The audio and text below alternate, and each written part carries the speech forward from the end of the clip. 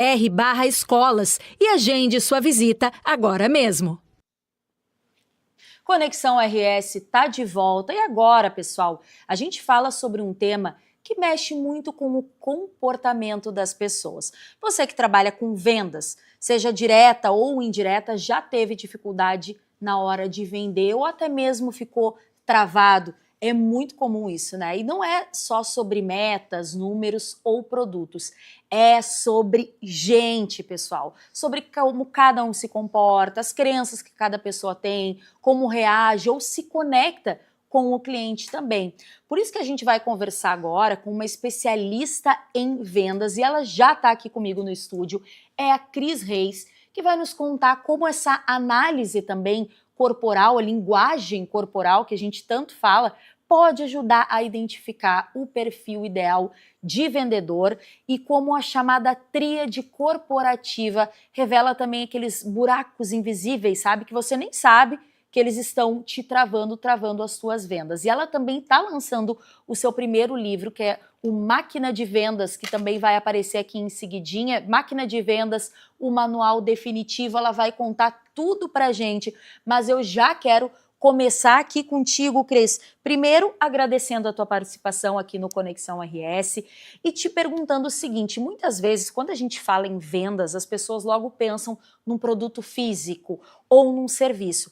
Mas eu acredito que todos nós, em alguma medida, nós somos vendedores. Só que alguns vendem um produto, outros vendem um serviço, outros vendem até uma ideia, né? Como é que tu enxerga esse mundo de vendas hoje? Bruna, prazer estar aqui falando contigo, estou muito feliz com essa oportunidade da gente conversar sobre vendas. E essa tua observação ela é muito interessante, porque eu costumo dizer que a venda ela não é o fim. A venda ela é um meio através do qual nós estreitamos o relacionamento com o cliente. Então, no final das contas, tudo que a gente precisa fazer é relacionamento. Temos que ser bons de relacionamento. E isso perpassa por vender ideias, por vender produtos, por vender serviços. Então, hoje nós vivemos um momento que é a era digital, a era das redes sociais. Então, algumas pessoas acreditam que está mais fácil de se relacionar, mas por outro lado, nós vemos relacionamentos cada vez mais frios. Então, eu acredito que é o momento ideal para a gente olhar para a forma como a gente se relaciona e, através disso, podermos vender muito melhor aquilo que a gente está se propondo a vender naquele momento. E tu falou, Cris, das redes sociais, né? A gente sabe que tem milhares e milhares de perfis que ensinam como vender, faça isso para vender, venda em apenas 3 passos, como se fosse algo fácil. Só que no dia a dia as pessoas têm essa dificuldade, né? Eu acho que passa também pelo desenvolvimento pessoal, pela comunicação, pelo relacionamento também, como tu colocou. Então vamos pensar assim, talvez alguém está nos acompanhando, até ontem a gente falou que muita gente está saindo, né, pessoal, desse emprego mais formal e a gente está tendo uma explosão de e-mails, quer dizer, de pessoas que estão querendo abrir o seu próprio negócio, vender o seu próprio produto. Então é cada vez mais necessário que a gente fale sobre formas de se conectar, formas melhores de vender. Então quem está nos acompanhando e pensa assim, ai, que saco, eu vou precisar vender, eu não sou bom de vendas, mas eu gosto tanto de fazer tal coisa, mas vou ter que abrir, vou ter que me relacionar, vou ter que conversar. Qual é a primeira orientação? Qual seria o teu primeiro conselho para essa pessoa? Toda vez que eu dou uma palestra, eu abro ela perguntando, quem aqui gosta de vendedor? E ninguém acontece um silêncio. Quem Imagina. não gosta de vendedor? E aí, a maioria levanta a mão. Eu gosto de lembrar, tu deve ter essa memória, de vendedores de panela na nossa infância, que passavam nos domingos, assim, na frente das nossas casas, batiam palma. E muitas vezes eram pessoas que nos colocavam em uma situação tão chata, porque a gente não conseguia se desvencilhar daquele vendedor e não conseguia expulsar ele de casa sem comprar alguma coisa. Então eram situações muito chatas e as pessoas têm no inconsciente coletivo essa memória desse perfil de vendedor, que era uma pessoa extremamente inconveniente. Sim. Então essa é a palavra-chave do vendedor que tem na memória de todo mundo, ser inconveniente. Hoje, quando a gente pensa em alguém que está abrindo o seu negócio, a sua prestação de serviço, a sua venda de produto, o que quer que seja, ela precisa pensar na forma como ela gostaria de se relacionar com alguém. Nós sempre vamos atrair pessoas que são parecidas conosco. Então, o cliente vai nos escolher pela nossa linguagem, pela nossa postura, a forma como nós entendemos o mundo, nossos valores. Então, eu gosto de dizer que eu vou me relacionar sempre com o meu cliente da forma como eu gostaria que estivessem se relacionando comigo. E a regra de ouro é ser interessante sem ser interesseiro. Eu quero focar primeiro na Bruna, naquilo que ela gosta, naquilo que ela prefere, em quem ela é enquanto ser humano e em algum momento vai ser uma consequência eu vender algo para ela, mas esse não pode ser o meu foco inicial. Perfeito. Outra frase que a gente escuta muito, Cris, é resolver uma dor. A gente sabe que quem vende faz isso desde que o mundo é mundo, mas eu acho que cada vez mais desmistificando e mergulhando nesse mundo de vendas, a gente escuta isso, resolver a dor do cliente, que eu acho que conversa muito com o que tu trouxe agora também, né? É um princípio da venda consultiva. Quando nós nos colocamos numa condição de entender o outro e... Vou dar um exemplo simples aqui. Vamos dizer que nós estamos aqui sentada e a Bruna olha para mim e diz assim, Cris, que lindo esse teu blazer do Roberto Carlos. E eu disse, não falei do Roberto Carlos, mas eu realmente elogiei a roupa da Cris, que tá lindíssima. Que lindo esse teu blazer do Roberto Carlos. Eu tenho muita dificuldade em comprar um blazer. Eu não vendo blazer.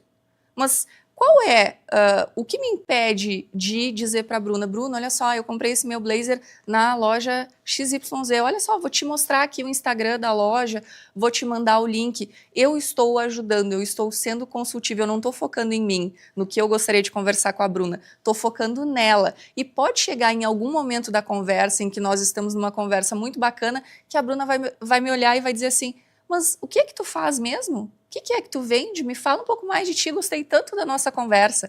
Então, esse é um passo crucial para que a gente possa chegar em um determinado momento e fazer uma oferta para o cliente. Agora, se o cliente já está direcionado, ele já tem um problema específico que eu resolvo, por que eu não me esforço primeiro para entender melhor o cliente, antes de tentar já dizer, ó, esse é o meu produto, esse é o meu preço? Não, entender melhor o cliente, se conectar como um ser humano, sabe? Sim, construir um relacionamento, como tu falou, né?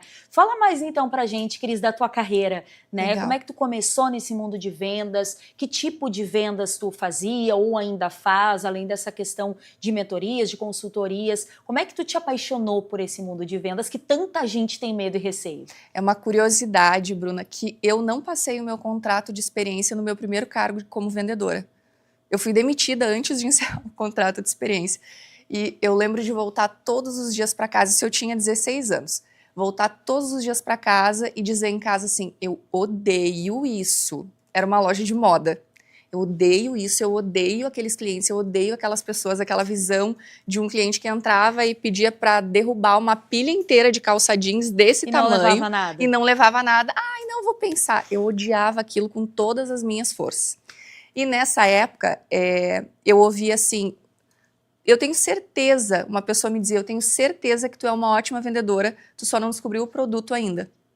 E com o passar do tempo, eu fui me aproximando dos produtos financeiros, que eu fui bancária durante 7 anos, e quando eu tive o primeiro contato com o produto financeiro, eu entendi, é isso que eu quero fazer. É esse produto que eu gosto. Por quê? Porque na moda, naquela época, não existia venda consultiva. A venda consultiva eu fui entender e aprender sobre ela pela primeira vez, trabalhando com produtos financeiros. Então, aos 16 anos, eu tive a minha primeira oportunidade como vendedora, que foi um fracasso. Aos 17 anos, então, eu fui contratada como supervisora de vendas sem nenhuma experiência. Eu conto um pouco dessa história no livro. E foi uma oportunidade de me testar e aprender e desenvolver muitas coisas que eu nunca havia feito. Então, hoje a gente já está falando de mais de 20 anos na área comercial. E uma das coisas que mais mudou ao longo dos anos, Bruna, e que eu acho importante a gente falar para quem está nos assistindo, é justamente a forma como a gente se relaciona, o canal. O cliente não mudou, venda continua sendo venda, pessoas continuam sendo pessoas. Elas desejam ser apreciadas, queridas, notadas, valorizadas. Mas o que muda hoje é o canal onde a gente se conecta com esses clientes. Hoje, além de cursos, mentorias, programas de consultoria, eu vendo os produtos dos meus clientes. Então, hoje é um trabalho de entender o cliente do meu cliente e vender um produto para ele, formatar uma venda que faça sentido para ele. E nesse momento, que a gente falou aqui no início, eu estou lançando meu primeiro livro, então hoje o meu foco de venda está sendo esse. Que bacana, e até tá aqui no nosso telão também, né? Máquina de Vendas, o manual definitivo. Esse livro, Cris, e o QR Code também tá ali na tela, ó, para quem quiser saber mais informações, adquirir o livro, só colocar, Isso apontar a tua mesmo. câmera ali pro QR Code. Cris, esse livro, ele é para quem? Por exemplo, alguém tá abrindo uma loja de roupas, ou alguém tá pensando em vender apartamentos. Para quem que é esse livro? Qual é o público-alvo? Quem que vai aprender com esse teu livro? Quem quiser crescer na área de vendas precisa ler, leitura obrigatória, igual faculdade, precisa ler esse livro. Por quê? Hoje o maior problema que a gente enfrenta para poder escalar, para poder crescer, para poder acelerar um negócio é justamente equipe. E eu dedico boa parte desse livro a falar sobre isso. Então, quem nos assiste aqui, eu tenho certeza que se a gente fizesse uma enquete, qual é o principal problema hoje de quem tem negócio? É equipe, sem sombra de dúvida. Então eu falo muito sobre como construir uma equipe que vá performar, sobre como contratar, como fazer um processo seletivo adequado, como organizar o dia a dia de vendas. Eu falo também sobre CRM, né, como que a gente organiza a nossa carteira de clientes para poder ser mais eficiente. Falo sobre a tríade corporativa, que foi um ponto que você trouxe também na abertura da nossa conversa aqui. E esse livro, então, ele é para todo mundo que trabalha na área de vendas e quer crescer. E o que é a tríade corporativa?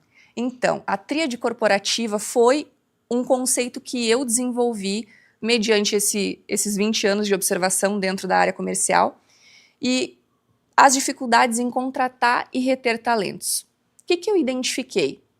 Estudando comportamento humano, foram 7 anos de comportamento humano, formações no Brasil, formações no exterior, que hoje o colaborador que vem para dentro da nossa empresa, ele vem com algumas faltas. É como se ele tivesse alguns buraquinhos não preenchidos dentro do sistema emocional dele.